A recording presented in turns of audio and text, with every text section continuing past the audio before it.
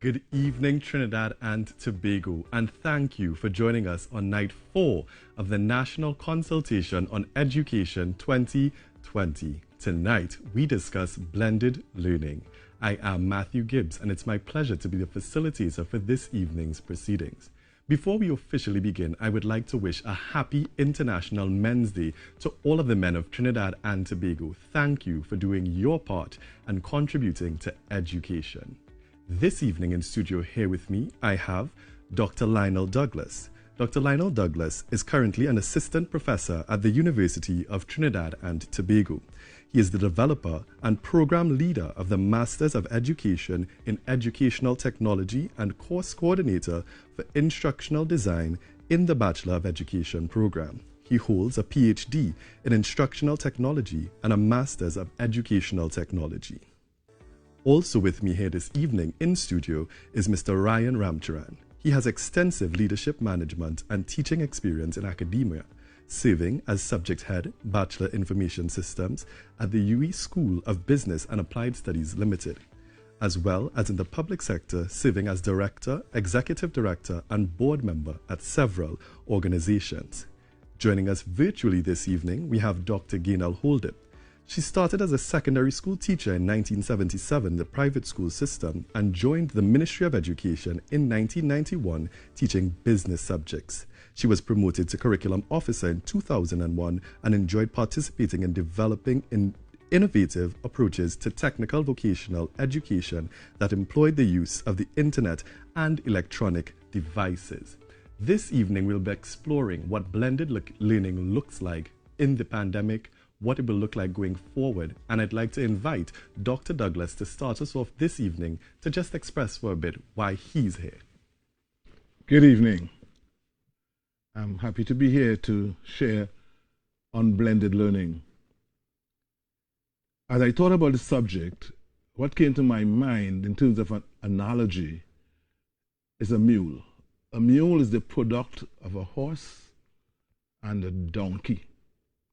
And what we have is the blending of a strong animal with a fast animal. And you put that together, you get a third animal that is both fast and strong. We have these two forms of learning, face-to-face learning and online learning. Face-to-face has its features, online learning has its features. They both have their advantages and disadvantages. When we put online learning together with face-to-face learning, we have what we call blended learning. And it's the best of both worlds. A little later on in our program, we may be able to go through the different characteristics of online learning and the characteristics of face-to-face learning. And when those set of characteristics come together, we have a very strong platform for learning. In fact, when we put face-to-face learning with online learning together and we try to duplicate or replicate the advantages of face-to-face learning with online learning, what we really have is what we call a virtual blend. It is virtual because we're really not in the classroom. We're really not in front of the teacher. We really don't have our colleagues next to us on the right side or the left side. But virtually we do, because in an online environment, we can replicate or simulate, if you like that, the classroom environment. We can have the same kind of interaction, the same kind of discussion, and that's why we like to call it a virtual blend. So in a virtual blend environment, you don't really break the online to go to the classrooms and come back. So that in a nutshell is what blended learning is all about. Thank you very much, Dr. Douglas. Now, if persons are paying attention, we're operating in a blended environment right now. Here we are in studio face-to-face while Dr. Holdip is joining us virtually. And it's interesting that you started us off by talking about the advantages and disadvantages of blended learning, because I'm certain that's where we'll be heading with the conversation this evening. So, Mr. Ramcharan, your perspective. Good evening to the panel and good evening to the members of the viewing audience. As we engage this topic of blended learning, one of the things that comes to mind is the whole challenge of what we call the digital divide. And what does that mean in the context of us delivering education, engaging in a number of activities in this online environment, as mentioned earlier? And what would be the role of the various stakeholders, teachers, parents, the education administrators? In fact, what is the role of society as we consider some of these pros and cons? And in this context, if we look at the international landscape, we begin to see certain key areas emerging. There are challenges, but there are also opportunities. And the real question in my mind is, how do we as a country begin to leverage those opportunities in the best interest of our future, our children? And that's where I really wanted to point out a couple areas that I've seen on the global landscape in terms of blended learning and the whole context of technology being used to create an empowered learner, the whole context of digital citizens, children being ready to face the challenges that they will be encountering when they move into the world of work. A knowledge constructor, innovative designer, computational thinker. These are some of the areas that we would have to delve into to better understand, dissect, and craft the way forward. Thank you. Thank you, Mr. Ramcharan. And you see, you have now continued our conversation, which is what we have been attempting to do.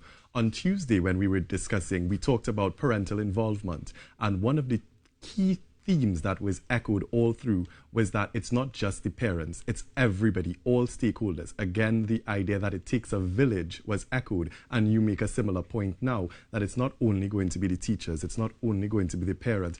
Everybody has a part to play in this journey, and thank you for that. Dr. Holdip, you have a perspective I'm certain that you want to share with us this evening. Your background comes from the technical, vocational, and skills training area. Do you have anything in that you'd like to share with us on blended learning?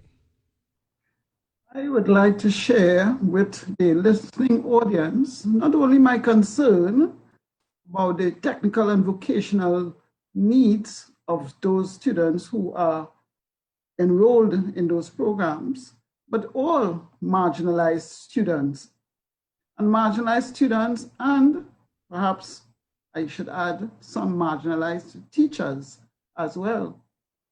We have special needs students, we have tech voc students, we have visual and performing arts students, we have physical education students, even science students who now must find a way of completing their program without access to the tools, the devices, the machinery, the spaces that traditionally we would have used to deliver those programs.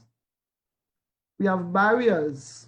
We have a number of barriers to access equitably the programs that we believe have just as much value as the academic, as the normal or traditional groups of subjects that we count as successful achievement in education. So that would be my area of concern, that we identify those special groups, that we identify the barriers to access to the education in this blended learning environment, and find ways to allocate resources, come up with schedules and ways that those students, marginalized students, special needs students, can still benefit from all the great elements that blended learning seems to present. Thank you. Thank you very much, Dr. Holdip. And you have now put us in a great place to have a conversation this evening, because you have started us off by talking about the marginalized groups that may be at a disadvantage when we look at blended learning and how that will look going forward. Now, before we delve into the conversation, because I saw both Dr. Douglas and Mr. Ramcharan nodding along while you were speaking, so I know that they have perspectives to share, I would like everybody to know how they can join the conversation.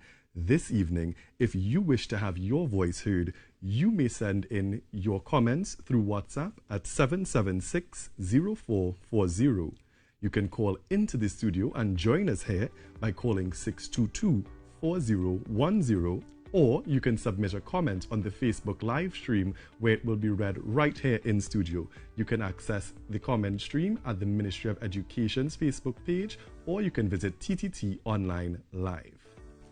Dr. Douglas, while Dr. Holdup was talking, I saw you nodding, and we see that from your introduction, you are a part of creating instructional design and creating programs for teachers.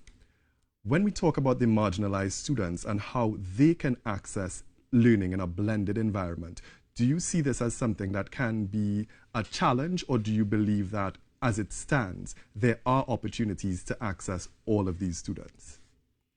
There are opportunities to access these students, but marginalization is something we will always have to overcome, whether it is in terms of technology or other areas. But we cannot afford marginalization to stop us from forging ahead. Even when I grew up, I would have been probably a marginalized kid in terms of what technology, or in those days what we might call technology, what facilities I have.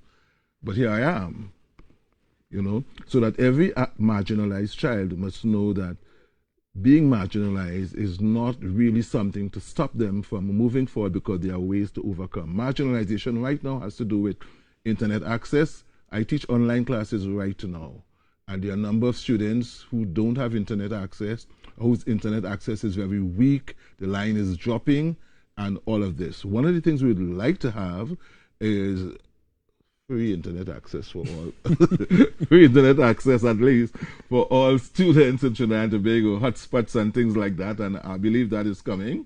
And so we have to be able to improve on that level, or decrease that amount of marginalization, so that everybody could have access. I think that undoubtedly technology and blended learning is the way to go. You know, there is no turning back, COVID or no COVID. We have moved from different, like I told people when I was younger, my technology was a slate. You would know what a slate is. It was a slate.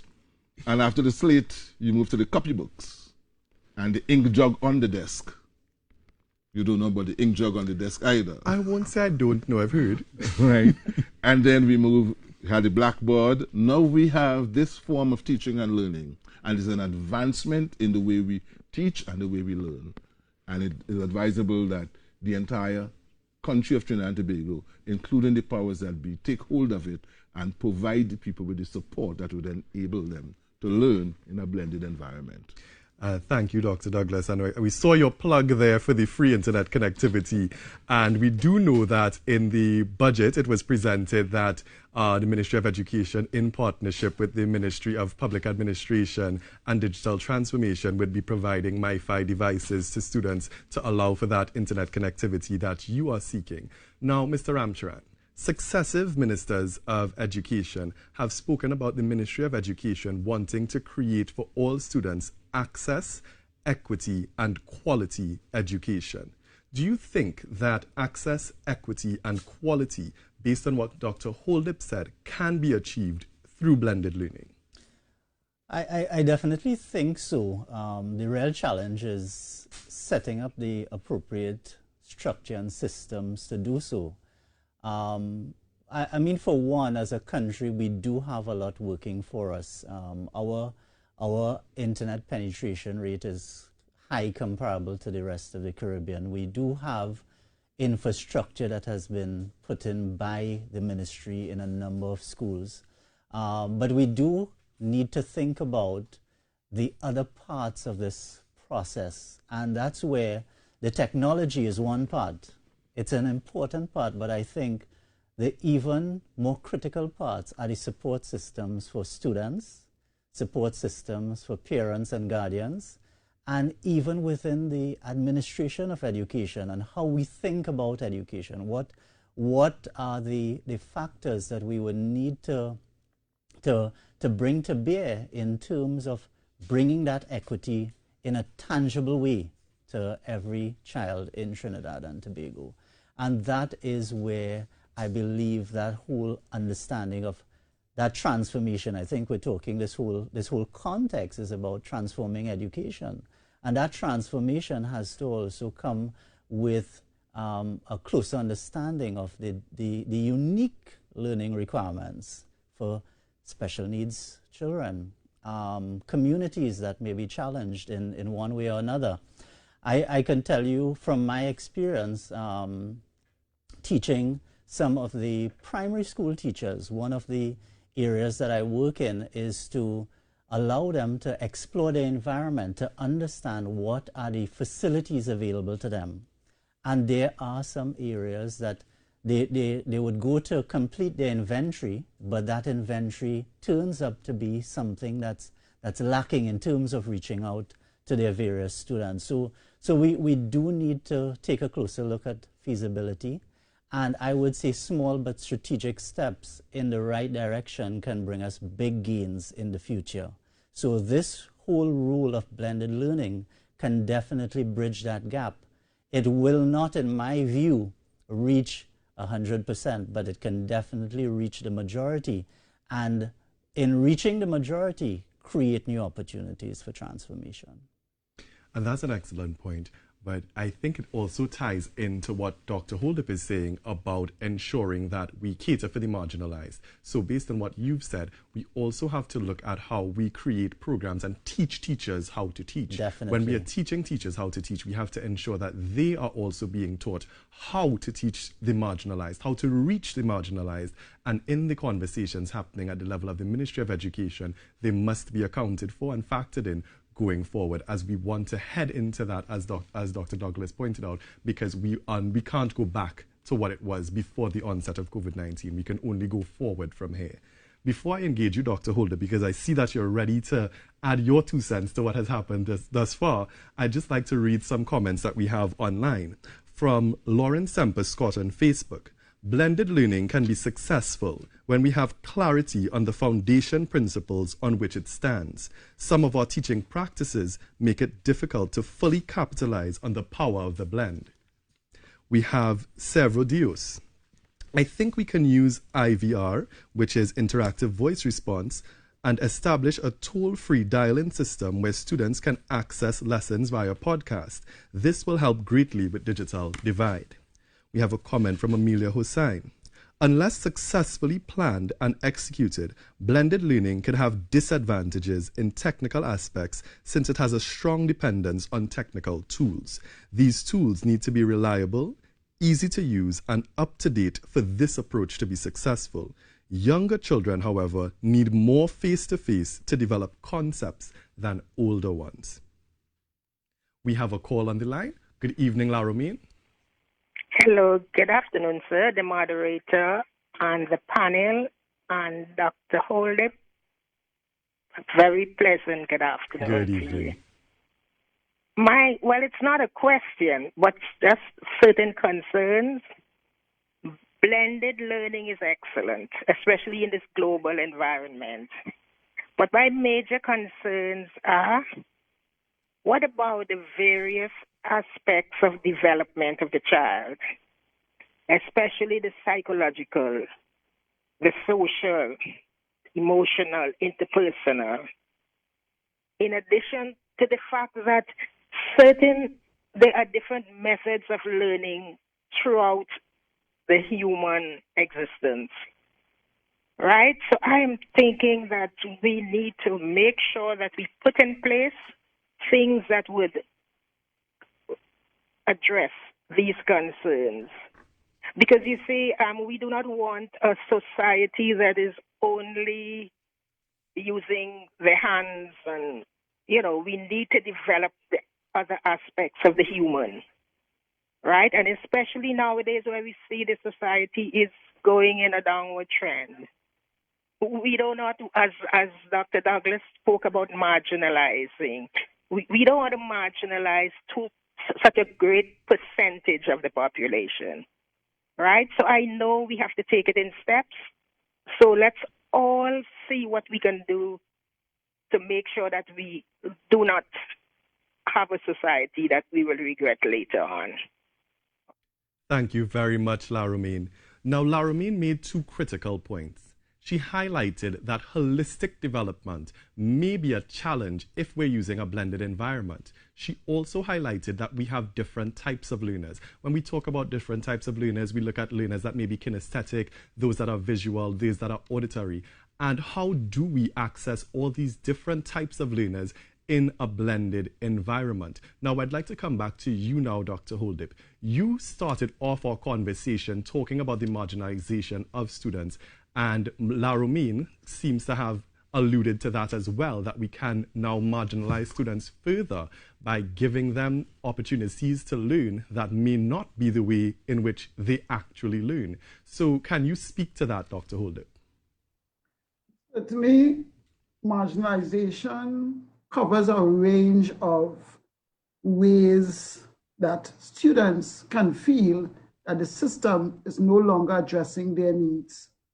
So the person from Laromaine, the caller from Laromaine, indicated that we can look at the different ways that we have discovered that students learn, but it is interesting that blended learning experts can find ways to address the wide variety of these ways. It is the kinesthetic, practical, hands-on, on the machinery, hands-on stage performance, running on the tracks. These ultimate needs are the ones that we may still have to involve more face-to-face than the totally virtual that some countries seem to favor. But I'm looking at marginalization also in terms, and I think the person from Laromaine also spoke to that. There are students who need the school environment. That is their safe space. That is where they meet up with peers. That is where they get counseling. Sometimes that is where they get food. And it isn't only standing a hamper home to them, but eating with others. I am very concerned, for example, that the early childhood care and education students who are no longer in their daycare, they are no longer in their kindergarten, they are losing out. Blended learning can't work for them really. We need, therefore, to be, as the person said, very careful about when and how we go forward with it. We must go forward, but we have to consider the fact that marginalization has extended beyond the student from the low socioeconomic class, moved beyond the persons with special educational needs. Marginalization now is approaching a crisis situation in terms of the number of students and even the number of teachers. And I mentioned that in my first comment, that we are also having teachers feeling marginalized because they no longer have that professional socialization, that in staff room support that they used to have. So, thank you, Dr. Holdip. We have a call on the line from Freeport. Hello, good night, Mr. Gibbs, and to your panelists. Good evening. Hi, good evening. So I wanted to add to the conversation about diverse learners. And while I agree with all that has been said about marginalization of many of our students, speaking specifically about students with disabilities and especially our students with intellectual disabilities, I like to say that beyond marginalization, we have something that is more structural for these students. And so even when education was face-to-face, they were still, while education was available, we would say they were still experiencing issues of access. And so as we look to the opportunities or ways in which we can leverage opportunities in the blended learning mode, I think it is important that the Ministry of Education recognizes a major untapped resource, which would be our parents. Parents of children with disabilities, especially that cohort of students who have intellectual disabilities, severe to profound, they are the experts in their children. They know how to engage their children, and they have set high enough expectations for their children. And so I would want to challenge MOE to find ways via their special educators of Student Support Services Division and through quality casework of their school social workers to the school social work units to find ways in which they can engage with these parents and enable these parents to be able to extend that access to those students. And what you will find is that through blended learning and through this virtual environment, MOE may be able to extend the availability of education for an additional number of students who face-to-face were not able to access it, many times because the disabling environment, infrastructure, etc. And MOE may find itself in a situation where they can reach a little closer to that objective outlined in your 2017-2020 policy document that speaks to access to education for all our students, of course, with equity as our main goal. Thank you very much. I would listen offline. Thank you very much, caller from Freeport. So that was a comprehensive recommendation on how it is we can go forward in a blended environment and cater for all types of learners. It ties into the points that Dr. Holdip made about ensuring that even though we're trying to make it accessible to everybody, that we ensure that the education that we're offering in these blended platforms is one that's beneficial, because you can't just say you have access, but it's not truly benefiting the students that are accessing this education. Dr. Douglas, before we went to the caller, you wanted to make a comment. Yeah, I wanted to make the point that the concern raised by the caller prior to Dr. Holdip concerning some of these social and psychosocial values and so on, these are not impossible in a blended environment. The teacher has the responsibility to sow culture and environment where all these social values, we have enough software today. Even we have virtual reality. And through virtual reality, students can work together. And there are other facilities and features in software which can enable group work and enable people to learn together and work together. And a lot of these software that are coming out could very much simulate a face-to-face environment. It depends on the skill and the ability of the teachers. So we talk about marginalized teachers, and we take a little twist on that. If we have teachers who are not trained and skilled and competent, then you can find that a blended environment is just an online environment with some face-to-face facilities or features, but blended really is more than that. It's about teachers. It's about teachers culturing a social presence, having a cognitive presence, having a teacher presence where you are just, for instance, if you take a simple thing like a breakout room in Zoom, and the teacher can visit each room and talk with the students in that room. And students themselves can be placed in their own room where they can have their own discussion. That is a slight introduction, a beginning of many of the things that can be done. So really, and the reason why we call it a virtual blend is that we are really taking the face-to-face characteristics that we are accustomed to and still having those benefits in an online environment. Thank you very much. We have a caller on the line. Good evening, caller. Good evening, Mr. Gibbs. How are you today? I am wonderful. Thank you for joining us. I'm happy to join you all today. So I think one of the questions that we need to ask is, do we have the data to make informed decisions? Because one thing that we know with blended learning is that there are various models.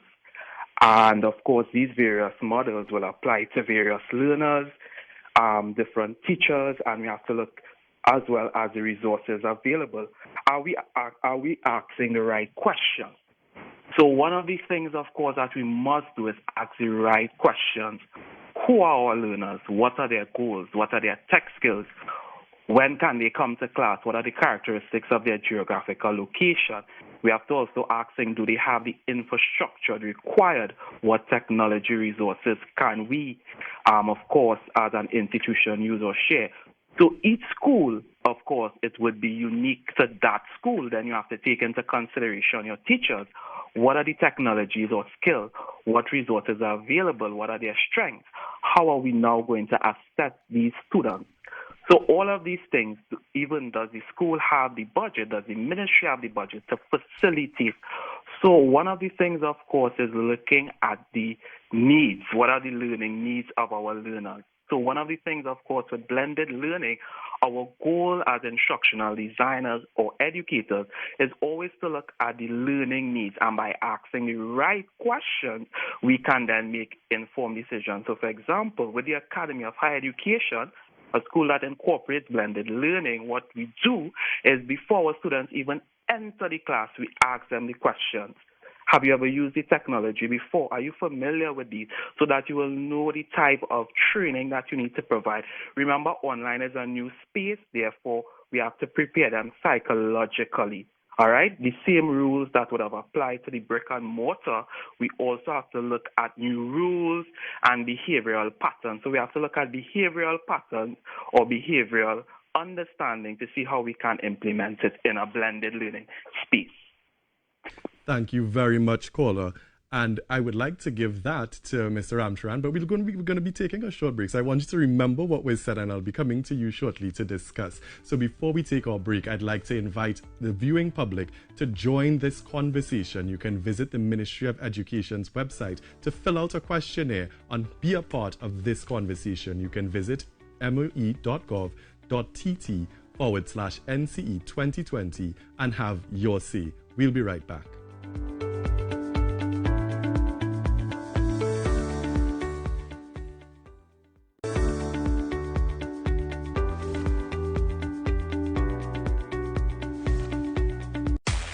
Hi, I'm Penny Gomez. Hi, I'm Penny Gomez, and welcome to another episode of Pop. Penny on Point with profiles on persons of interest. This is a show where we get to know some of your favorite personalities just a little bit better, where you get intimately involved because you can go on our social media pages and you have the opportunity to guess who is the person we're going to feature in this week's episode. Go online, submit your guesses. We provided clues for you, and you do so for amazing prizes. Yep, it's about that time. I hear doorbell. Is that the doorbell I hear? I hear the doorbell. I hear the doorbell. I hear doorbell. Let's see who's popped by. Hello. Oh, this is called the no hangover. That's how we do it at Pop. So see you soon. Thursdays, 5:30 p.m. right here on TTT.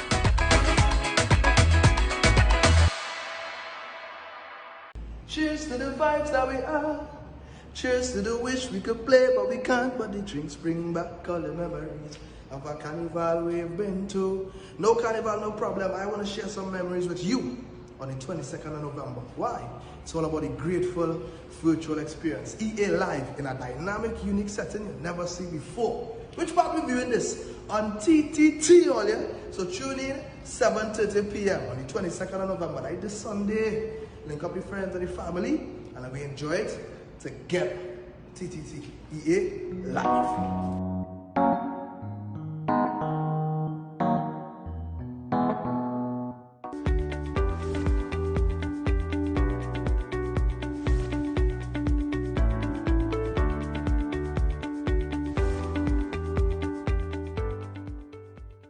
Welcome back, Trinidad and Tobago, and thank you for joining us this evening for the 4th National Consultation on Education 2020 fortnight. This evening, you have the opportunity to have your say by WhatsApping your concerns to 776-0440, or you can join us live in studio by calling 622-4010, or you can submit a comment on the live stream at TTT Live Online or Ministry of Education Trinidad and Tobago. So we have a caller on the line from QREP. Caller, good evening. Hi, good evening, Mr. Gibbs. Good evening. Thank you for joining us. I must commend you all. I really do appreciate this consultation and this voice that you've given everyone. This input is really crucial because everyone really needs to be involved to be able to adjust better. There's one thing I think I must bring to the attention. I don't think I should bring it to the attention of, but I really do think it's something that needs to be brought to the forefront. changing from the environment in the classroom being at home, you know, it's an entirely different dynamic. And then when you introduce blended learning where there is a mixture of both, some students cannot adjust well to that. And it takes a lot of time, which of course is going to take away from the teaching time. So, I mean, that is something that needs to be considered as well, because even now on the online platforms, there are challenges. A lot of children can't focus in the environment that they're currently in. Even teachers, I think that sometimes the environment is not conducive to learning, and they now have to adjust and try as best as they can. So, I mean, I think strategies need to, I don't know how, but, you know, they need to formulate strategies, not just, you know, teachers doing it in isolation or parents doing it in isolation, but there should be a combined effort as to finding ways around that. Thank you. Thank you very much, Kirap. And Dr. Holdip, I'm coming to you to discuss that point because I know this was something that you raised just now. So, Mr. Ramcharan, before we went on the break, you had a point that you wanted to make to the caller that called in before. Yeah. So the caller was identifying some gaps in terms of data and decision making. And I would say in that context, there is data that I'm sure is available through the Ministry of Education. The question would be the depth of that data in terms of informing that decision. But if we look at the whole context of blended learning and using technology tools, that will also begin to give us a data-rich picture that will help guide the country in terms of the way forward, in terms of how students are responding, what value is it bringing to their engagement process, both within the classroom as well as out of the classroom, and what systems might be best poised to help them to continue to develop.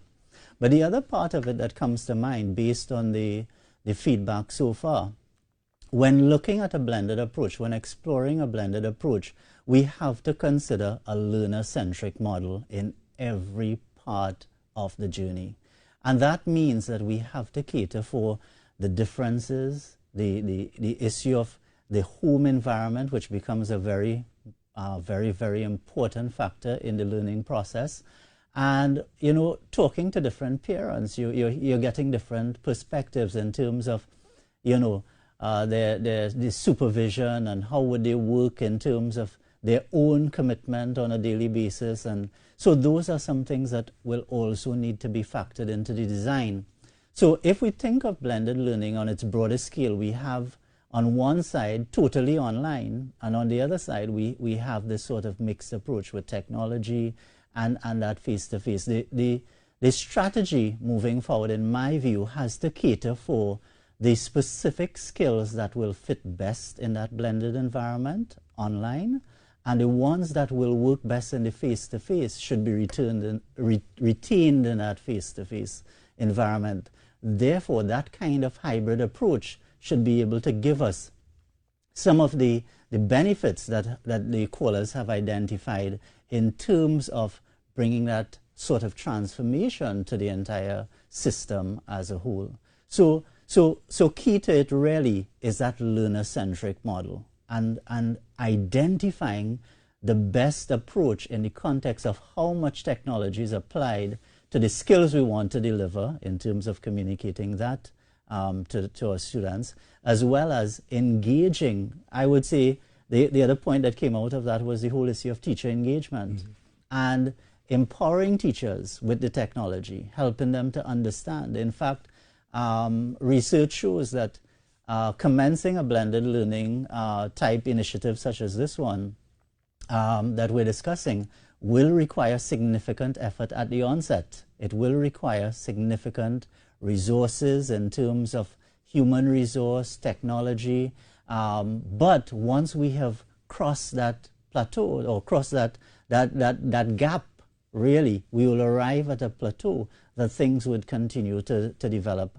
and be scaled up in terms of the skill sets that we'd like to see for the future of our children.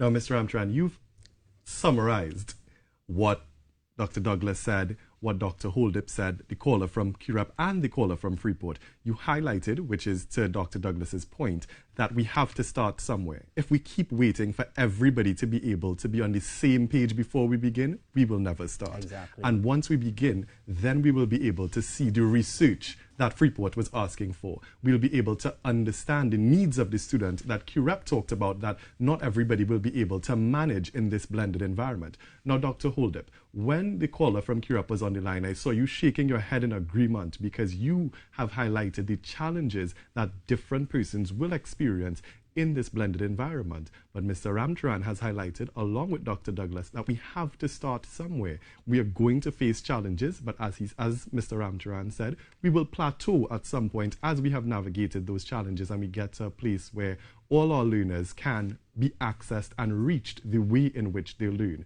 Is there anything that you'd like to add to what has been said thus far? Well, I do agree that we have to take it step by step. I agree that we need the data, the information, but where our marginalized groups are, where our special needs students are, what skills the parents, the teachers, and even the students have to start with, and we need to build on that. And we need to be positive and hopeful that we can get most of our parties on board. And we cannot expect that there won't be those who will be left behind as we strive to reach that plateau that Mr. Ramcharan spoke of. I want to bring to the attention of the panel and the listening public that Trinidad and Tobago has undergone reform of their systems over and over again. We have had some successes and we've had some failures.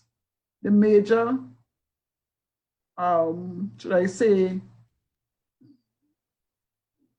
support for that success is when we have gotten the majority of people behind us and we've had a champion to push the change. Who is our champion for blended learning? That is my question. Who is our champion for blended learning? And as has been stated by both Dr. Douglas and Mr. Ramcharan, everyone. Everyone has to be a champion at this point. So I'd like to just share some comments that have come into our WhatsApp and Facebook at this point in time. Jared David from San Fernando has indicated 100% access can be attained within the schools with the right architecture. 100% coverage beyond the schools can be attained with the right policies, strategies, example, broadband as a right, strategic hotspots, DMZs. Chelsea G. Charles. We might need to consider the creation of pods or centers in the community that can facilitate small, controlled groups, maybe one a day, a week, or to allow for the human interaction. Zaida Ventor on Facebook said, what we are seeing is some teachers taking their traditional teaching practices and moving these into the online forum with little to no adaptation. Teachers will need support and will need to see models of effective practice in order to make the shift. And Dr. Douglas made that point about adapting the way in which you teach in the online environment. Liana Alexander, a special educator from Tobago, stated that focusing on the benefits of blended learning with the appropriate structure, model, and training, blended learning will be an excellent opportunity for inclusion. Students will be able to access additional materials and complete activities online while receiving instruction both virtually, online, and in person. The community of inquiry model is an excellent blended learning model. One more comment that we had was from Jacqueline Morris that indicated it is not necessary. A huge part of learning can and should take place in an asynchronous manner. That is, not focusing on the screen and listening to the teacher, but rather having resources that lead the child towards discovering the learning for themselves. Now, that is a model that is very much a part of the ECCE sector. Children learn through play and observation, which is a point that Dr. Holdip highlighted. Now, I know that for you, Dr. Douglas, you have stated that at every level, persons can learn as long as they adapt the methodologies in which they're using to teach. So do you want to add anything to what this person has said? Jacqueline Morris has said that the virtual environment, it's not necessary and it cannot facilitate the type of learning that is needed. Well, not necessary is a very strong, a strong way to put it. We could say that it is not the panacea for it. We could say that, yes, we can have virtual and we can have other forms of learning. But to say not necessary, I mean, nothing was ever necessary, if you want to call it that, when we moved from one type of school environment or classroom environment to another. Was it necessary? We have to work with what we have and what is going on. Let me say that no one should think that what we have right now is the essence of what blended learning is. We have responded to an epidemic or to a pandemic, let's call it that. We have responded to that. And our response is not the ideal blended learning environment. In fact, what we have right now is what we might call a low blend or medium blend. And that is, we have tried to take the activities that we are currently doing and put them in an online environment. But really, a high impact blend, a really true blended learning environment would require, as one of the callers was saying earlier, would require proper instructional design to understand all of these things about our students, their needs, the environment, available technology, all the different things that impact upon learning and how that could be accommodated in an online environment. So that if you see blended learning 3 years, 4 years down the road, it might be very much different from what we have now. And this is why we're here this evening, because the situation that we've been placed in as a result of the pandemic when schools closed in March, it's not the ideal situation. It is not the situation that we were expecting to be in, because the Ministry of Education was preparing to reopen in a blended environment, and then we had to go fully online on fully home-based learning as a result of the coronavirus situation and it not easing the way we intended it to. So now we've been thrust into this situation, and that's why we're having this conversation. As we go forward in this environment where we have to have virtual teaching and learning, how do we adapt what we're currently doing to be able to facilitate all of our learners? I'd just like to add some more comments that we have here from online. It should have a balance. This is from Crystal Rebecca. I agree. Overuse of any of the two is going to fail, but it does require planning and preparation, which is not considered. So it will continue to have big failures. We also have to consider the human needs and mental well-being for both parents and teachers, considering their daily responsibilities and successfully implementing this new system. From Marilyn Robb, what we need to pay attention to that is repeatedly coming out in the conversation is that for blended learning to work, it is important to determine carefully what skills and knowledge can be taught through technology and which skills will need to be taught in live face-to-face interactions. The curriculum for blending a course should then be guided by that. Dr. Holdup, this is something that you're saying, that we have to ensure that we are adapting what it is we're creating to every learner and that we're reaching that learner where they are. What are some of the suggestions that you can give to ensure that we're reaching the marginalized learner? And as you indicated, every learner can be considered marginalized because of, be it a mental issue, a physical technology issue, just simply being burnt out. This can make that person marginalized. What are some of the suggestions that you would give to ensure that we're reaching our learners where they are? I spoke initially about who will be our champion. Yes, we want everybody to be part of the solution, but it doesn't work like that in real life. In real life, we need a person with power, with access to funding, with access to policy, with access to program change initiatives to take up this fight, to lead the battle, because it is going to be a battle. We do have a lot of negatives that are present in our education system, but we also have a lot of positives. I call on the Curriculum Development Division, which I used to direct at one time before my retirement. Curricula need to be digitized to meet the blended learning environment. We cannot just simply take the current SCA curriculum, the current CSEC curricula, the current CAPE curricula, and simply, as our caller said, transfer it to a virtual environment. The curriculum needs to be revised again with very clear goals in mind in terms of that most of it will be delivered in a different way than the face-to-face. We also need to develop resources that represent our context, our local context, our Caribbean context. A number of the resources that are available on the internet are from the UK, from the USA, from Europe, etc., and they're just not relevant. So curricula, student support may need to be transferred to family support, because not only do the students need support, but as an earlier caller said, the parents need support, the teachers need support. There needs to be parent skills classes, teacher skills classes. Administrators need also new skills in this new environment. So central ministry will have to make some changes as well if we want to see success in this initiative. Thank you, Dr. Holdip. And the thread that continues to run all through our conversation, it takes a village. Everyone has to be a part of the education of Trinidad and Tobago being the success that we're all aiming for it to be. We're going to take a short break and we'll be right back where you can join us to have your say on blended learning in Trinidad and Tobago.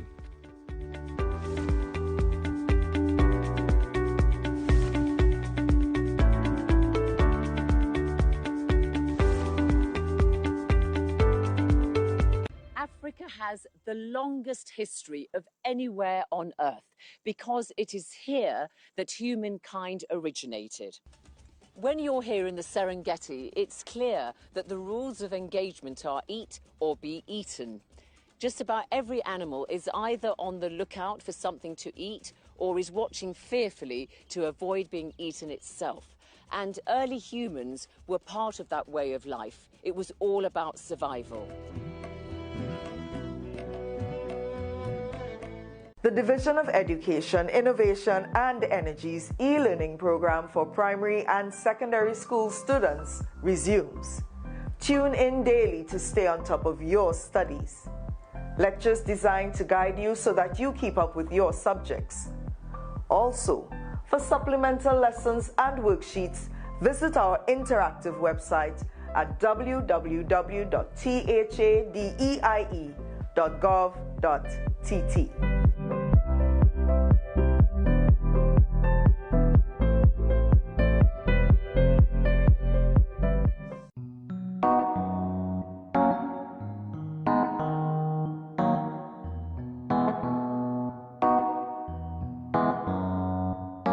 Here's to the vibes that we are.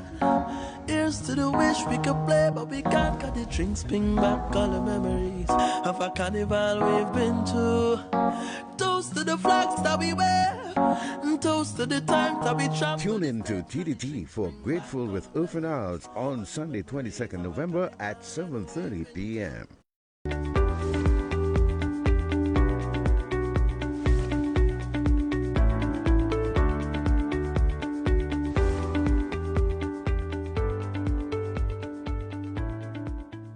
Night 4 of the conversation at the National Consultation on Education, and tonight we discuss blended learning. You too can have your say. You can send us a WhatsApp message at 776-0440. You can call into studio at 622-4010, and you can send a comment on our live stream at the Ministry of Education, TT, or at TTT Live Online. I'm in a blended environment, and it's clear that I too am learning as I go. So this evening I'd like to share some more of the comments that we have online. We have a comment from Kevin Charles, who has responded to what was posted by the ministry earlier. One of the questions asked under the topic of blended learning was, what criteria would you recommend be applied for selecting the blended learning approaches to be adopted? The recommendation given, the criteria or principle in selecting an appropriate blended learning approach must take into consideration all the stakeholders involved and the impact that each stakeholder will have or experience with implementing the blended learning model or approach chosen. From Fiona Rajkumar of the Homeschool Association, The blended environment has the ability to cater to a wide range of education needs. It is different from a completely online or virtual world. There needs to be a system approach where we can use the theories to cater to the various needs of the students and teachers. So we need to do the research, and it is critical instructional designers work closely with educators, parents, and student support services to create something that enhances what we do. The learner-centric and learning-centered models are important. From Vamala Kamaluddin, what is more important is how the Ministry of Education plans and designs for the future. Can we make a hybrid model work? I think we need to rethink how we can amend policy and practice to embrace the future more seriously. Hybrid models can work with deeper understandings of what is needed for improved teaching and learning in Trinidad and Tobago. We must do better. Before we went to the break, Dr. Holdip was highlighting that there needs to be more through the curriculum development, planning division, through teacher development, and for every aspect of education, starting at the Ministry of Education, there has to be more that is done to ensure that everyone is skilled and understands how we're going forward in a blended learning environment. Dr. Douglas, the conversation has now shifted based on our online comments to what model will work best. Do you believe at this point in time we can say what model would work best? I don't think that there is a specific model that we can say now. As I indicated in my earlier comment, instructional design, that's the tool that we need to determine the best model for a particular situation. We will not be successful with blended learning if we do not employ the services of competent instructional designers. Instructional design requires that one look into all the different variables: student, teachers, environment, administrators, course content, all the different things, and determine from the data, as someone was saying earlier, what is the best approach to engage students who need learning or need information. So to say at this time what is the best model, I don't know if we can say that now. Okay, and to you, Mr. Ramcharan, based on what Dr. Douglas has said, we can't decide right now if there is a model that would work best for everybody. But is it possible to create a model nationally that we're all going to use? Or is it best that each school, each system, each whether it be district, figure out what will work best for their type of learners? Because as was indicated by Dr. Holdip, we have learners that are differently abled. We have learners that may just be experiencing challenges being in an online environment because it's not something that is the way in which they learn. Can we have a broad model for Trinidad and Tobago, or do we have to have individual models at the respective schools, institutions? What do you say?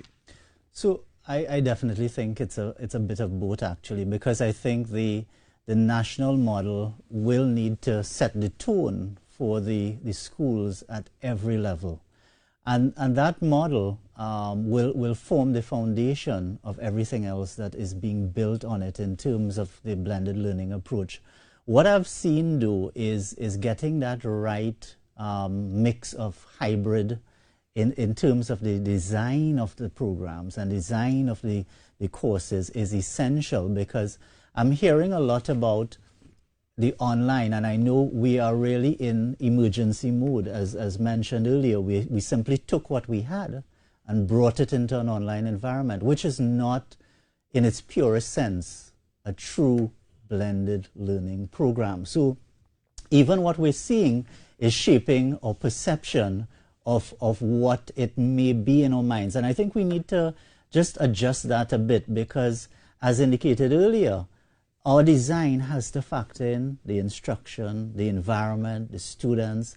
And I would say that a national model is definitely important, because I hear the issue of the owner, and that's very important to drive this process forward.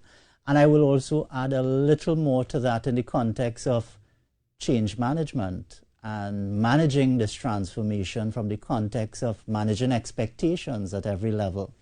And finding the right fit.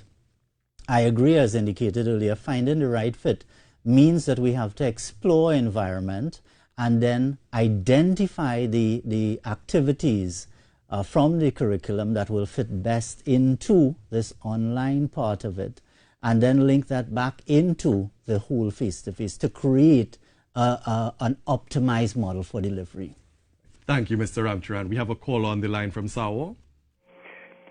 Hello, good evening. Good evening. My name is Derek Mundy, President of the Association of Administrators of Public Special Schools. Yes. So I'm going to bring to you the perspective, some of the perspective regards to special schools, our special schools. All right? You're looking at a blind child who may be a parent, maybe a child of, of children, parents who are blind. Okay? Okay, so there are skills a blind child must acquire before even venturing on the online environment. Okay? Which means that there are hands-on training that these children must have. For instance, typing. To be able to use a computer, they have to know to type. They have to know to use the assistive technology, that's the screen reading software, because they have to be trained in those skills. And a lot of those skills have to be taught face-to-face. Braille, reading Braille. Right? Of course, there are what you call the refreshable Braille displays that you can use on the online or on the computer. Okay? These skills, learning to read Braille, it has to be done face-to-face, because there are skills that they have to know to use their fingers to read the Braille. They have to know to use their fingers. They have to be taught in touch typing. So their fingers, their hands, right? The use of the hands, they must know where all those keys are on the computer keyboard. So to assist with that, you would have had to have persons, classroom assistants, right, or the teacher assistants. They have to be well trained to know how to work with that child. So we are now faced with a situation whereby the skills that the child needs to learn to be able to even work in the classroom, they have to get that skill to be able to work online. So I just want to bring some practicality into this whole thing regards to the blind learner, all right? Because they are now in a quandary because you do not have enough trained personnel to get around to work with each child in an online environment. So therefore, I know there are certain instances with the blended learning where you have to have face-to-face. And the kind of time that you have to put out within that, the limited time period, they are placed at a further disadvantage. Okay, so I'm just trying to bring some sort of practicality, practical situations that our blind and visually impaired children are facing. And in addition to that, there are some of them who have multiple disabilities. Thank you very much, Mr. Mondi. We have a call on the line from Tobago. Good evening, Tobago. Good evening. I would like to contribute to the idea of going back to school around January. I would like to say that from Monday, Wednesday, and Friday, we could go to school, and for the rest of the days, we could stay home and do Zoom. Thank you for that suggestion. So, Mr. Ramcharan, the caller prior, Mr. Mondi, highlighted some of the challenges that all learners that may be blind may experience. But right before that, you were making the point that we have to understand that in a blended environment, that will be accounted for. That what we experience now is a purely virtual environment, and a lot of persons are missing that in a blended environment, we will have the opportunity to have the face-to-face interaction that is needed. What Dr. Holdip also highlighted was that when we go forward in a blended environment, these are things that we have to factor in our instructional design. So the blended learning environment in a special school cannot look like the blended learning environment in a neurotypical school. So these are points that have been made. But what persons are not grasping is when we create this instructional design, let's say we go back to school in January, most people fear that it's not going to look as cookie cut as has been expressed by Dr. Douglas, has been expressed by yourself. Dr. Holdip, I'd like to hear from you. What do you think, let's phrase it another way. How do you think the Ministry of Education can allay some of these fears that persons have in going back to school in a blended environment? How can they? Well, they have certainly made a start with this consultation. The methodologies being used that allow the public to call in, ask questions, but also provide their perspective is a good start. This is a good start. How they go forward in January, I'm sure the persons at the top and the middle managers are very concerned as to whether people will be able to get back to at least a couple of days face-to-face and still believe that their children are safe. Public education, constant messaging, not only through public means such as the television, but certainly there's a need to have small groups. Parents need to have their fears allayed. Students need to feel that they will catch up to the traditional exam deadlines. Right now, people are struggling to do their school-based assessments online because as far as they know, the normal deadlines are still in place. Is that true? Is that information being shared? Is CXC saying anything about whether they are prepared to change the way that they assess and test? Are they going to fit into this online hybrid blended learning environment that we believe will go forward in 2021? Those conversations need to be had and the information needs to be shared with the public. Thank you, Dr. Holdip. And the caller right before, which seemed to be a student, expressed that it would be imperative to get back to school, whether it be Monday, Wednesday, Friday, that they're face-to-face, and Tuesdays and Thursdays they can have an online session. That tells us that our students themselves they understand what a blended environment can look like, and they are ready for that. But as Dr. Holdip has pointed out, how do we engage beyond this conversation that we're having here to ensure that persons understand what this blended environment will look like, how students will benefit, and how they can go forward? Because as was expressed, parents have fears, students have fears, stakeholders have fears. What does this blended environment look like, and how will all of our stakeholders benefit? Dr. Douglas, we're going back. We're creating a scenario here. We're going back. School opens in January. Ideally, what would that look like? You know, a lot depends on COVID. Ideally, where we've created a situation where we can facilitate a blended environment, what would that look like? I believe it would continue to look like students still having to access material, access information, access instruction in an online environment. I want to say that we talk as if blended is new. Blended is not really new. It's just the weight of the blend. In other words, we are heavily weighted on the online side.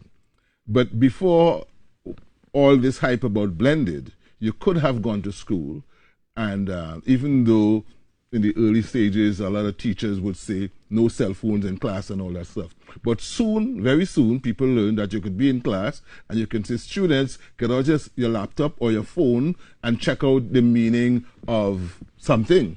That is blended. That is combining your traditional face-to-face environment with some way in which you can access material online, contact people online, and all those kind of stuff. But it was light in terms of the blend.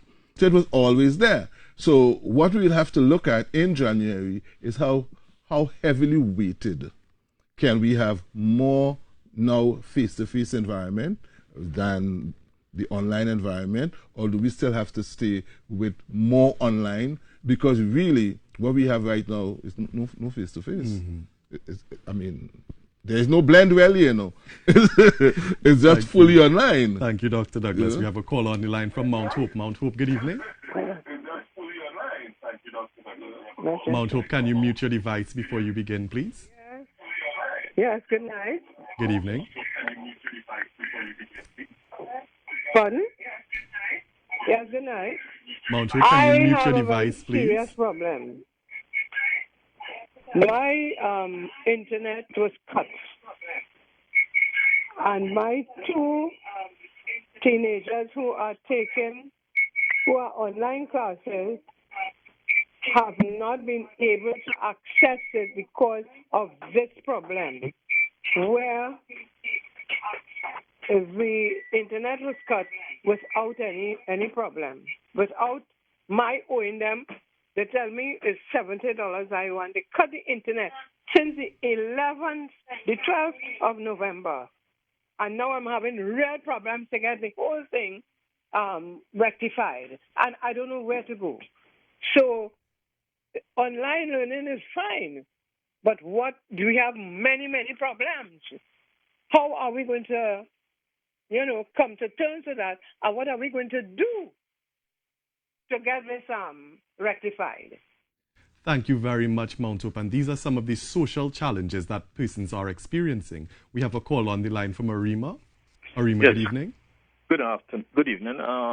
I represent the Arima rebranding team. We have been interacting with blended learning and hybrid learning experts in the United States for the past 2 years. I joined the program pretty late. One has to understand the genesis of blended learning. Blended learning started in black communities where the black parents did not have enough money to send their children daily to school. And they could have only interacted teacher to pupil 30% of the time. As a result of that, they decided to develop programs which would support the learning at home and also in the community. So those are some critical issues. And in our local context, I think that is where, because we have a fixed national curriculum, the Ministry of Education will have to rethink that. And then on the location of the schools and the resources that are available.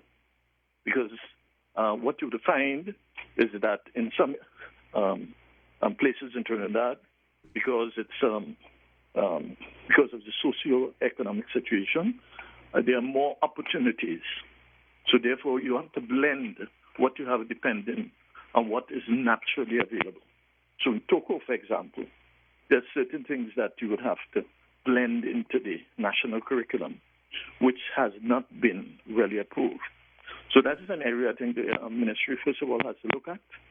If we want to hold on to a fixed curriculum and not giving the school the opportunity to expand on that to meet all the requirements of the national curriculum, we would be really falling far behind.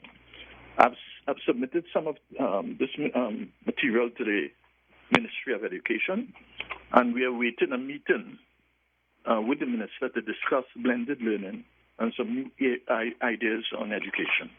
At this point, I would stop at this point, but we have a lot. I'm in contact with some of the best exponents in blended learning.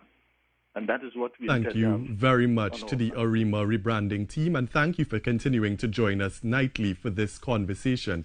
We have Arima again on the line. Arima, good evening. Hi, good evening. I have two children of primary school age doing online classes currently.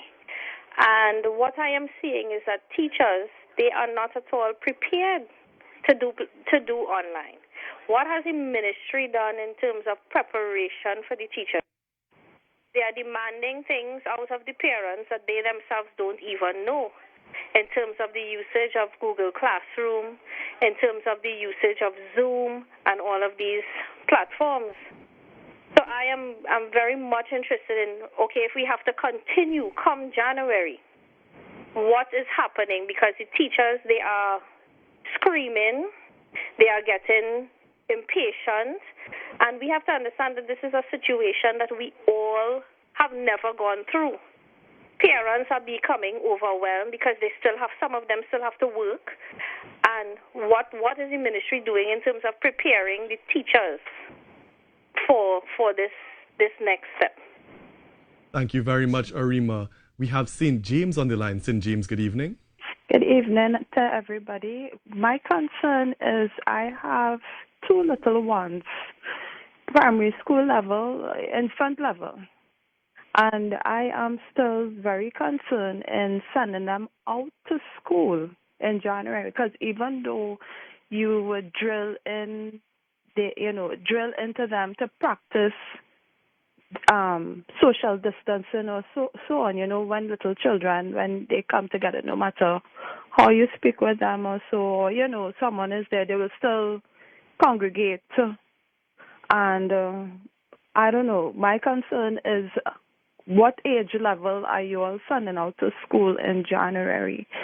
I have my concern is with the infant level going out to school in January, and especially where I'm not sure if schools have the equipment, like how you see some schools, the school in Moruga, for example, that had the plastic stuff around the desk and so on. The main question is what age level you all are sending out to school? I believe it should be the older ones first, so that it will be like a test pilot to see, how the students behave when they return to school, and then probably bringing the little ones. So I have a fear of sending my little ones out to school, and that's just my contribution. Thanks. An understandable fear, St. James. Thank you very much. We have Aruka on the line. Good evening, Aruka. Hi, good afternoon. Good evening. Yes, good afternoon. Yes, you can go ahead. Yes, my concern is early childhood, and my contribution is that early childhood education actually is on a paradigm shift right now, where we are moving forward into a different realm. All right, I don't think I am the only person who is of the opinion that education will never be the same again. It will never look the way it was. All right, and so we need to start thinking differently. Okay, early childhood is the way that it starts, because our young children now are experiencing something that the others have not. All right, blended learning is definitely the way forward. The hybrid model, all of that, I totally endorse what Dr. Douglas Land stated. And I think that we all there would be challenges, because with every new concept, there comes challenge. All right? But as a nation, we need to put ourselves forward and work towards what what the entire world is undergoing, a different shift in education. All right? And there will be, as I stated, challenges, but we need to definitely look. We have heard a lot of what these stakeholders stated this afternoon in terms of what the challenges that they are experiencing, or even some that would be coming forward. And what we need to do is, based on the information gained from this consultation, is to put that in place and move forward in a very positive way. And I think that the blended learning is the way forward, because we do not know exactly what is going to happen. And that's just my contribution. Thank you. Thank you very much. Now, one of the major concerns that has been echoed thus far, starting with Dr. Holdip and moving into our callers, was the idea of preparedness of our teachers and administrators to thrive in a blended learning environment. Now, the Ministry of Education has indicated that through the Teacher Education and Professional Development Division, teacher training has been continuous even before the pandemic had set in. But now the concern is how many of these teachers has this division been able to train up to this time? Are all of the teachers in Trinidad and Tobago capable of being trained in order to facilitate a blended learning environment? In addition to that, Dr. Holdip made the point about assessment. What does assessment look like? Dr. Holdip expressed that we have students that are preparing for CSEC, for CAPE, and we have SEA students as well. What does assessment look like in this blended learning environment? So we have two things. We have teacher preparedness and administrative preparedness. We also have assessment and how we manage the two in this blended environment. And I would like to put this to Dr. Douglas. Can we prepare all of our teachers for a blended environment? And also, what does assessment look like? But before you answer, I'll give you a minute to think on it. We have a caller on the line. Good evening, caller. Good evening. Calling from Cuba.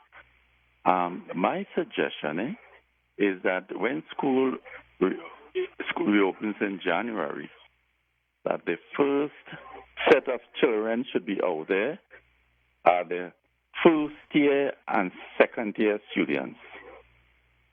They should go at least for the first, like on a Monday, they go open for like half day on a Monday.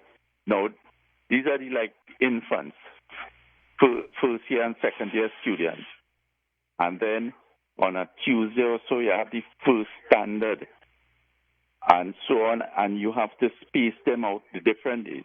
Now, because the first year usually will have about 3 classes of first year, and you may probably have about another 3 classes of second year students.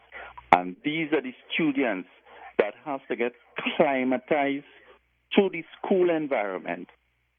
And while being climatized, now because of the new norm, these students will be trained as to cleansing, hand cleansing, sanitizing, distancing, and even the use of using the tablet or the phone to get online, because they know about it.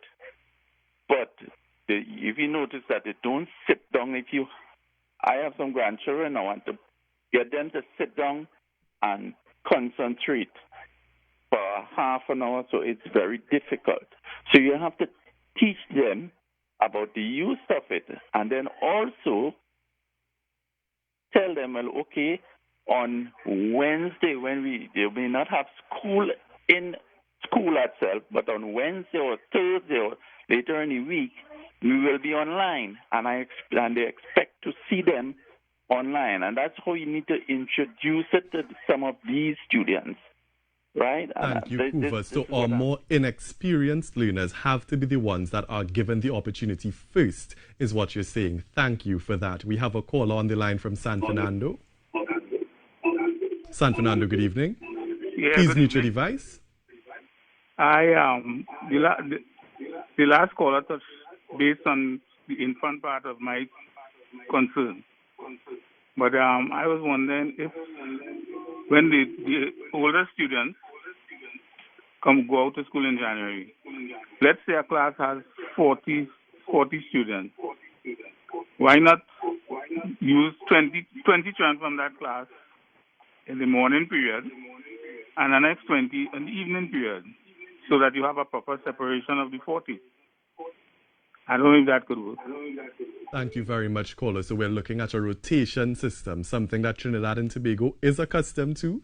We have de-shifted, and now we're looking at the possibility of having to go back to a shift system. So, Dr. Douglas, before we took our calls, you had a point that you wanted to contribute. Yes. Concerning the parents, it will be a monumental task. And or the teachers, it was the teachers. Parents need training too, because from all reports I hear of teachers, of parents who badge into online meetings and asking questions and want to say boof. Both the online teacher and all this different things. This is a new culture for parents and they have to learn that. But teachers, by the way, that will be a monumental task. I believe, however, that every institution, University of the West Indies, USC, UTT, must now include in their teacher training programs a compulsory course having to do with online teaching and online learning. That must be. And I'll tell you why. Because students are seeing the future. And we as digital immigrants, and I say we as digital immigrants, should not stand in the way of the digital natives. This year, we have had the highest amount of applicants for our Masters in Educational Technology. And that is because the applicants see the way, they see the future. They are thinking, wait, I better prepare myself for teaching in an online environment. If this digital citizens are seeing that, and I don't know if they're so much a citizen because they're in the 20s and 30s, but still, they are the young ones. They are seeing the future. We shouldn't stand in their way. I wanted to make a point about assessment. It's the biggest challenge that we have. How do we assess in a blended learning environment? I could say there are students who have found a way to advantage the system. Take pictures of the questions on the screen, send it to their friends, bring up another computer with Zoom and talk to their friends about the questions. And that is because our method of assessment is so summative. It is more the European style, a study for a whole month or whole term, and at the end we give you some questions and you got to answer. We need to move away from that into a more progressive type of assessment and a more authentic kind of assessment where students are being graded based upon ongoing performance within the environment. And that would that would assist us in being able to properly assess students. It's a big challenge, but we can do it. So we have assessment, we have teacher training. Closing comments, Mr. Ramcharan. So I definitely agree that we need to relook this whole idea of assessment. In fact, the authentic assessment is something that we have to seriously consider. As we move forward in this journey, I think there are several factors that I would like to highlight that we must seriously consider. The technological factor, of course, is with us. Teacher support, student support, parent support, the evaluation factor, instructional design, and the institutional factors are all areas that we would need to delve into and identify what is the best mix that will meet the needs of our country and our children at large. Thank you, Mr. Ramcharan. And Dr. Holdip, as you summarize what you have gained from this evening and what you would like to add to the conversation, what are your closing comments? We are being asked as a country, as educators, to make some cultural shifts, some very, very difficult cultural shifts. We have taught our teachers to be autonomous in their classroom. We have expected our students to sit and listen and learn from the masters, those who have mastered the content. We have subjected our students to summative examinations that appear to determine their future. SCA into the best schools, CSEC passes at least 5, etc., etc. And we are being asked to make changes in every arena. But our biggest challenge is in shifting the way we have been thinking about what is an educated person, what is the best citizen, who we would want to be our leaders and our teachers and our elders. That is a big area that is no longer static and expected and what we have been living with. We have got to be revolutionary and progressive and think outside the box and be even controversial. What I'm happy to say is that between the webinar yesterday and today's event in which I'm taking part, I have become aware, and I hope the ministry is aware that we have a vast group of persons with the talent, with the expertise, with the understanding, and we also have access to those outside who can help us make those cultural shifts, not only in terms of skills, Thank you, Dr. behaviors, but in attitudes.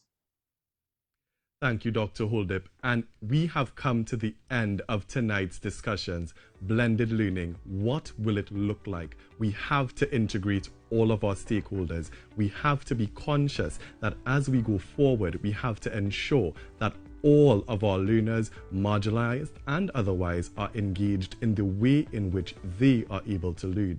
We have to look at assessment as we go forward, and we have to ensure that Trinidad and Tobago is cognizant that blended learning can do what is needed to be done, but we have to ensure that we're doing it from an informed perspective. Trinidad and Tobago, it has been a great experience having this conversation, and we look forward to continuing it with you on Tuesday as we continue the National Consultation on Education 2020. I'd like to say thank you for my panelists this evening and for all of you who have joined us online and given your comments in studio.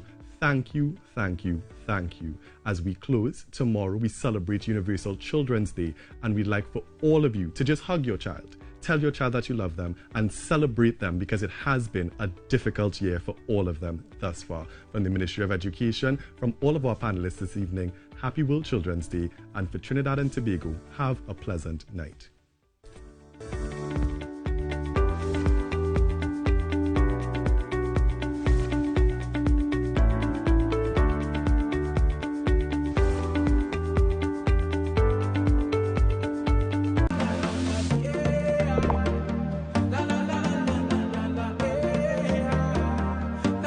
This is TTT. Live for local.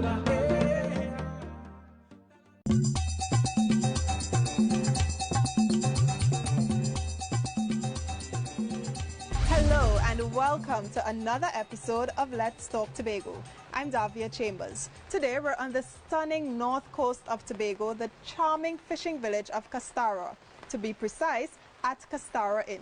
Over the next half hour, we will give you the lowdown on all the issues and events happening across beautiful Tobago. And while we're here, we'll show you all this lovely property has to offer. So we're going to get started with the headlines. 3 Tobago beaches receive international blue flag pilot status. We'll tell you why it's a big boost for the island's tourism industry.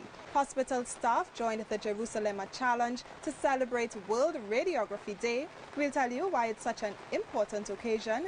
And later, Tobago seniors are set to benefit from online Zoom training. We have all these stories when Let's Talk Tobago returns. Stay with us.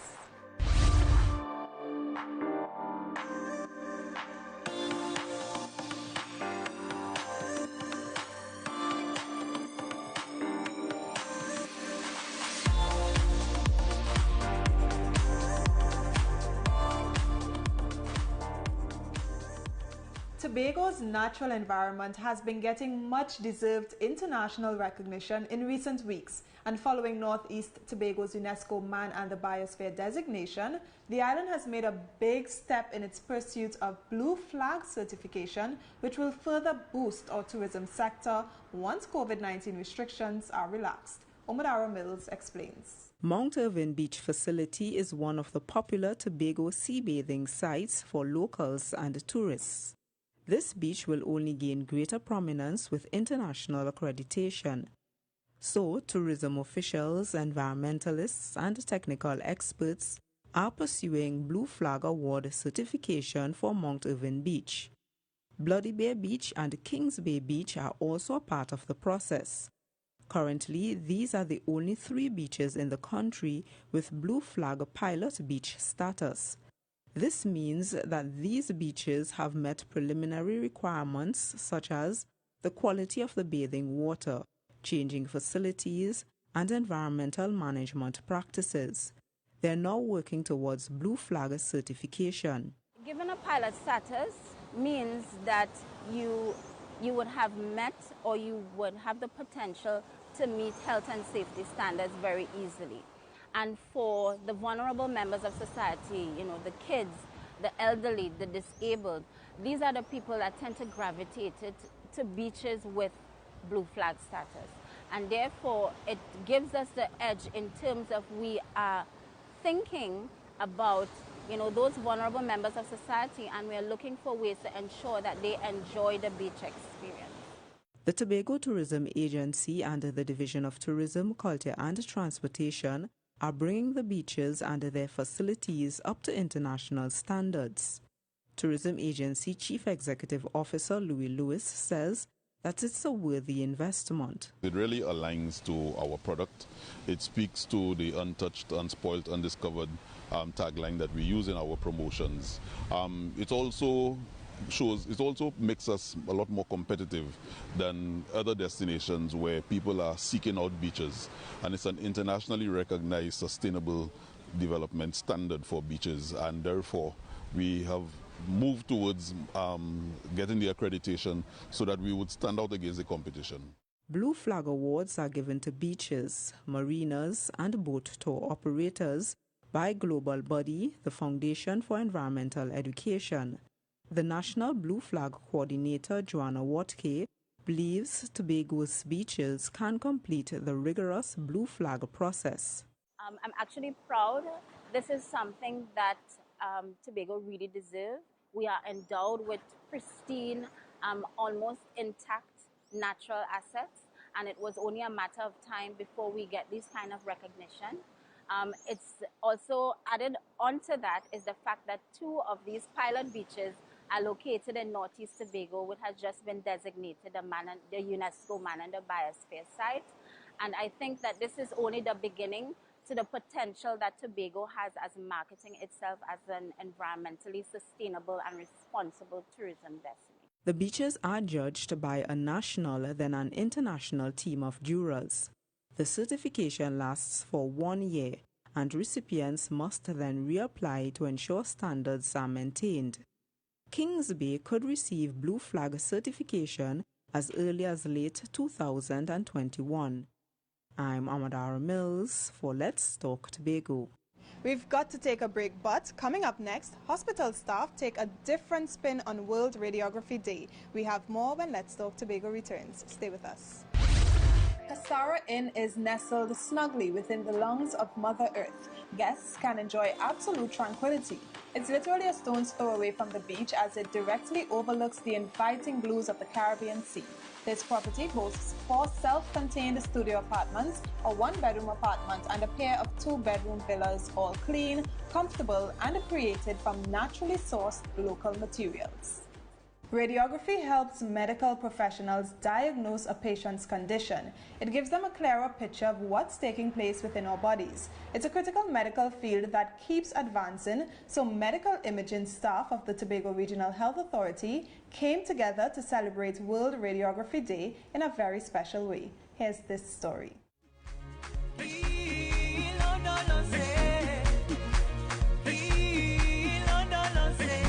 The Jerusalem dance, named after the popular African song, has become synonymous with hope in the face of the COVID-19 pandemic. Now the Jerusalem Challenge has been taken up by healthcare professionals at the Scarborough General Hospital. It's their symbolic pledge of solidarity to provide the best possible care to their patients. The dance was one of the activities used to celebrate World Radiography Day by the Medical Imaging Department. The activities marked the discovery of X-rays by Wilhelm Röntgen in 1895. Medical imaging machines are ever-changing and feature advanced technology. So, this year, the focus is on elevating patient care through artificial intelligence. Senior radiographer Carla Julian explains the benefits of the modern medical machines used in radiography. We've moved from an analog stage where we've been processing films in darkroom to a digital stage where we have been merged with computers, and we have allowed the computers to help us in terms of acquiring images of the human body. And what this does, this improves our patient experience. So we spent more time focusing on patient and patient care. It cuts down the patient's waiting time, and it can increase the amount of patients that we can deal with or entertain in terms of a set period of time during the day. The medical imaging department provides CT scans, X-rays, ultrasounds, mammograms, and fluoroscopy services. These machines help radiologists determine the next course of action for patients. They also allow doctors to prescribe the most appropriate procedures and treatment. Many times you have to rely on imaging, whether it be X-ray, ultrasound, CT, MRI, or mammography, to help you make the diagnosis. And additionally, with radiology, you have something called interventional radiology, which is a combination of minor surgery with the use of imaging. It allows you to evade more extensive surgical procedures in some cases, which allows a patient a faster recovery time. It allows more accurate diagnosis. The medical imaging department also used World Radiography Day to highlight career opportunities available in this field. Manager of the department, Joanne Solomon, believes that it's important to expose prospective students to a hands-on experience. At a time like this, if it was not COVID, we would have had students coming in here, which we have done also when they are career days, as well as when we choose to celebrate this yearly annual celebration. We would invite schools to come in and see, because as I tell you, I know what I went through. And out of these interactions, we've had people who would have chosen to go that way. If you want more information about radiography and the career possibilities, visit www.costat.edu.tt.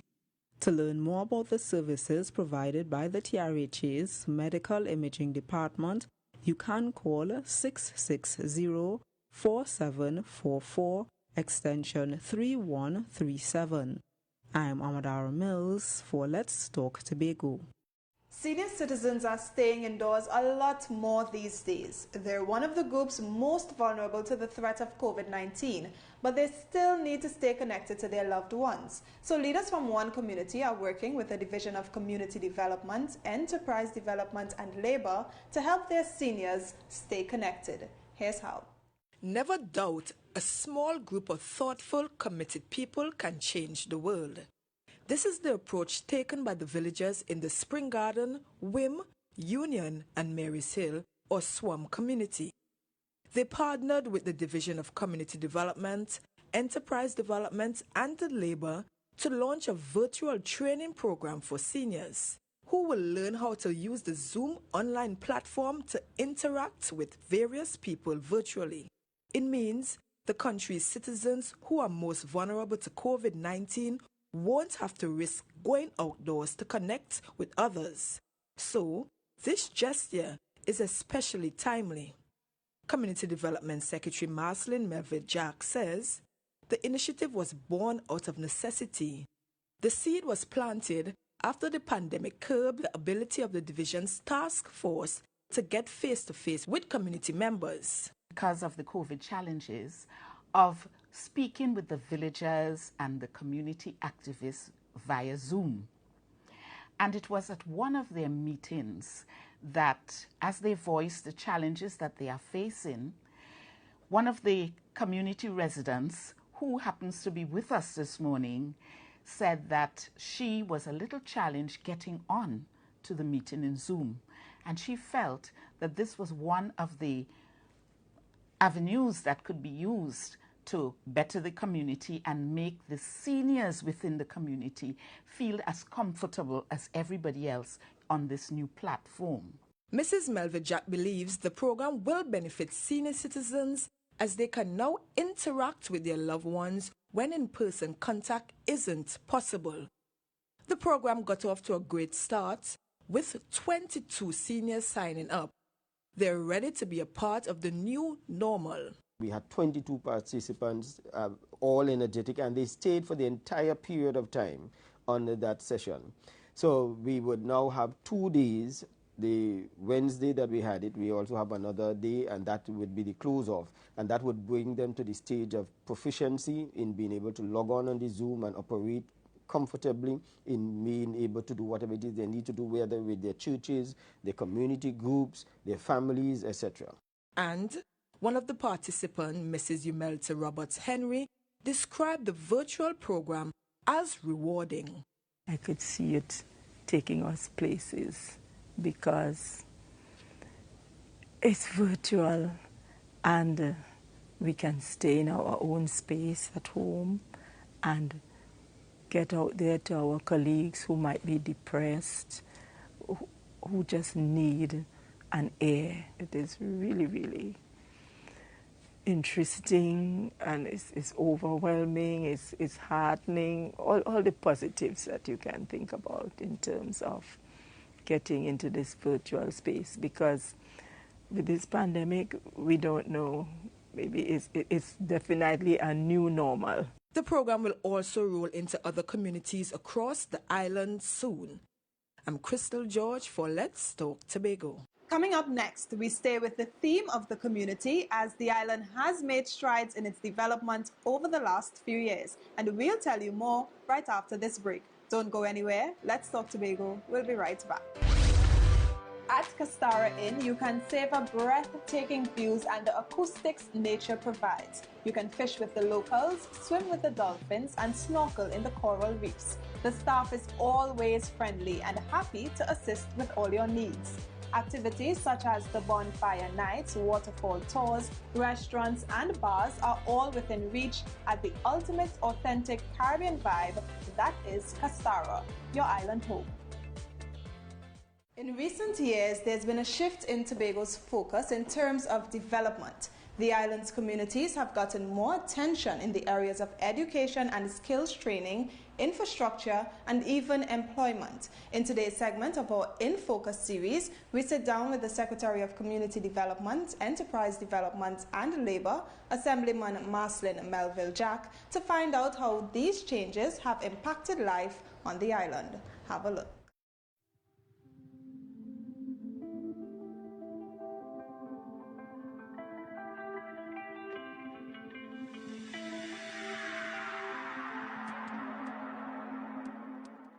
Hi guys, I'm Avian Parks and I'm inviting you to tune into our new program, In Focus. It's an interview segment that will keep you in the loop on what's new in the THA and what's new in Tobago. But over the next few weeks, we'll be chatting with our THA secretaries as the term of this administration comes to an end. So guys, check us out on In Focus, our new interview segment. Stay in the know.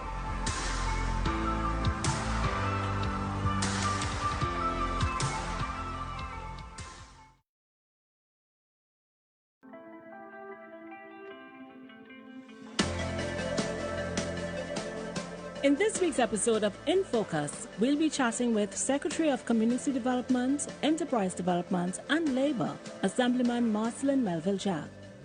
Secretary Melville Jack, the term of this administration of the Tobago House of Assembly is drawing to an end. It went from 2017 and should end in January 2021. You have been the Secretary of the Division of Community Development, Enterprise Development and Labor for the past 4 years.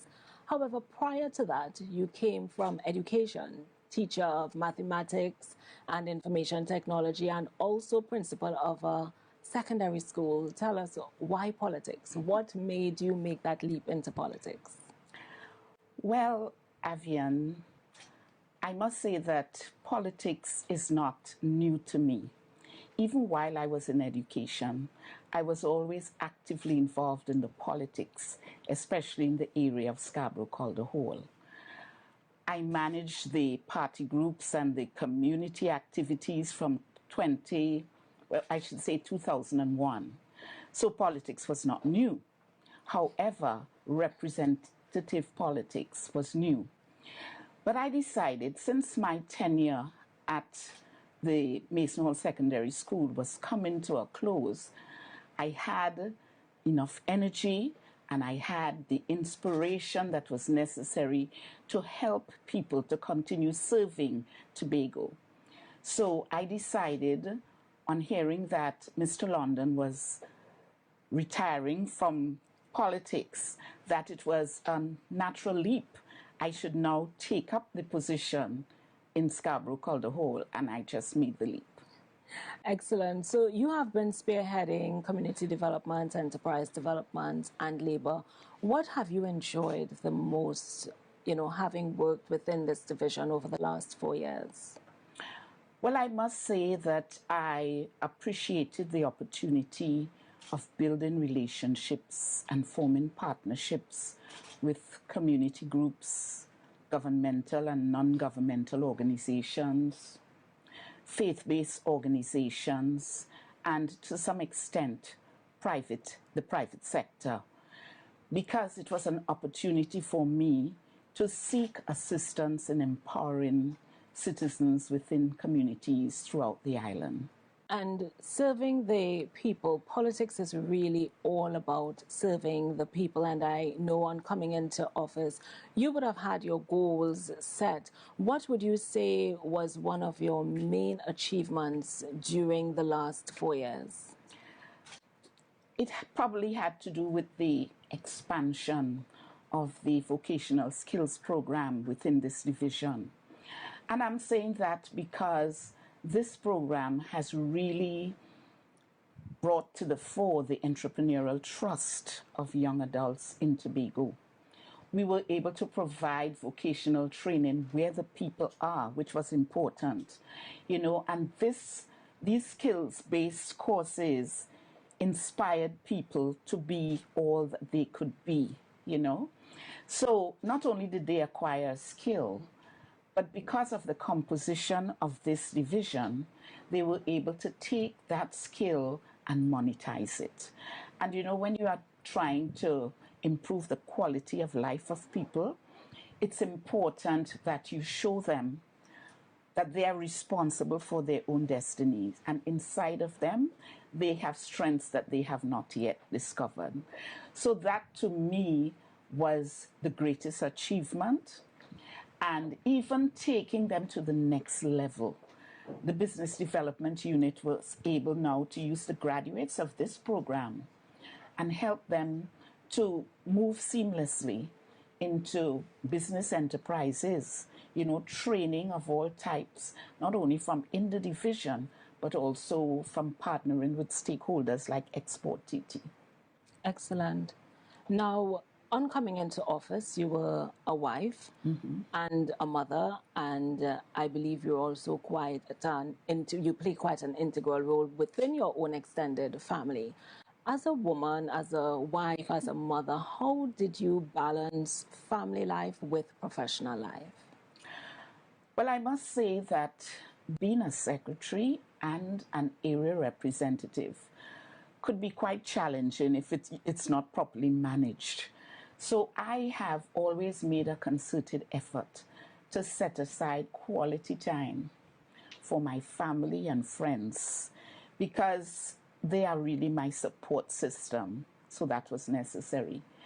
I also took time out on a daily basis to maintain my relationship with God, from whom I received all my strength, And regular daily exercise helped a lot because it kept me mentally aware of all that was involved in maintaining that balance with work life and family life. And what would you say you enjoyed most about being a secretary? Lady secretary, woman secretary. Well, being a lady secretary helps, but being a secretary, I enjoyed, just being involved in making policy decisions where programming and projects are concerned, to, ensure that people were adequately served, I enjoyed building facilities that will redound to the benefit of the people within communities, spearheading programs within communities, being able to grant, I shouldn't say grant, but being able to distribute grants and loans to help the improvement of businesses and on the island.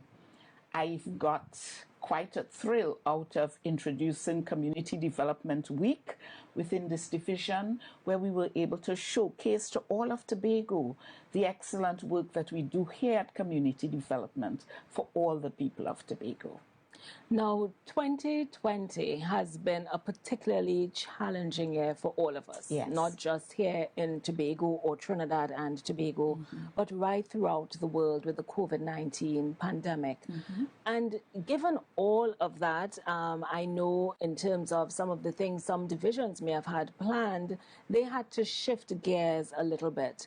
But having said that, there were still good things happening in each division. What would you say was this division's biggest accomplishment for 2020 thus far? Well, I would want to say, I would want to look at the fiscal year 2019 to 2020, because everything that we did in 2020 would have started in 2019. And to me, the biggest achievement was that the hosting of the roadshow in Trinidad, because what that did is that it opened up avenues for 2020. Yeah, and that roadshow was held at Trin City Mall prior to COVID, and it gave more than 25 entrepreneurs the opportunity to showcase their indigenous products in Trinidad. And it is because of that roadshow and the great showing at the Trade and Investment Convention that one of our entrepreneurs was able in 2020 to be selected as an outstanding entrepreneur and was able to export to not just Trinidad, but to the Caribbean. I'm sure that most people would have seen the video on Facebook of JMac Industries, and they are today exporting to the Caribbean in spite of COVID. The Support brand of detergents has really done this division proud. And I would want to believe that it was the catalyst was that roadshow in Trinidad in 2019. So for that, I am particularly proud. Now, from a personal perspective, how do you think exposure such as this same roadshow or TIC, what do you think that kind of exposure does for our local entrepreneurs here in Tobago? Now, everybody may not make it as big as JMac. Yes. You know, you have some smaller ones who are up and coming. But what do you think these opportunities really bring for our local entrepreneurs? Well, what I can say is that it increases their confidence level, because we know Tobagonians are a little laid back and we're a little shy. We do not take risk easily. So what this division has done is that we have buffered them and showed them that, hey, you can do this. So the hosting of road markets, the hosting of business fairs has given them that confidence to move forward, because they understood that we were there for them. We had the backing of, stakeholders who were willing to take them the extra mile. So, in partnership with the Ministry of Trade and Export TT, that and the training that was offered, it gave them the strength and the confidence to move forward briefly. And I can tell you that before 2020 ends, we are hopeful that another one of our entrepreneurs would make it as big as JMac Industries did. Excellent. Secretary Melville Jack, 4 years have passed. You have steered the ship, and I believe a lot of persons will say that you steered it well. What would you say was your greatest challenge in this role? Well, let's go back to 2017 when I just entered. This division was restructured. It was previously the Division of Community Development and Culture. However, in 2017, the Division of Culture left, and 4 new departments coming from 4 different divisions joined community development. And just for the record, I would say that the BDU came from Finance and the Economy, OSH came from Office of the Chief Secretary, CPEP came from the Division of Health, Wellness and Family Development, and Labor came from Settlements. So you can imagine 4 completely different cultures being asked to get together as one. So the cohesion was challenging at first, getting them to function as one unit rather than individual silos. So how we accomplished that was to have orientation sessions very early in the game, and we more or less together formulated a new mission statement that brought together the mandates of all those departments into one. And we came up with the mission statement, building strong families, sustainable communities, and a healthy, productive workforce. And that way, all our programs and projects were now community-based. And even any project that we were on, every department was involved in the hosting of those projects. And I must say that it worked extremely well. And I am really very proud of every administrator that came through these doors and the staff that we have. This division is always excited and we're on the move, you know, and it's all because of our ability to work together as one. Secretary Melville Jack, thank you so very much for your time this morning, and congratulations on how you have led your team here at the Division of Community Development, Enterprise Development and Labor. Thank you so much. It was a pleasure.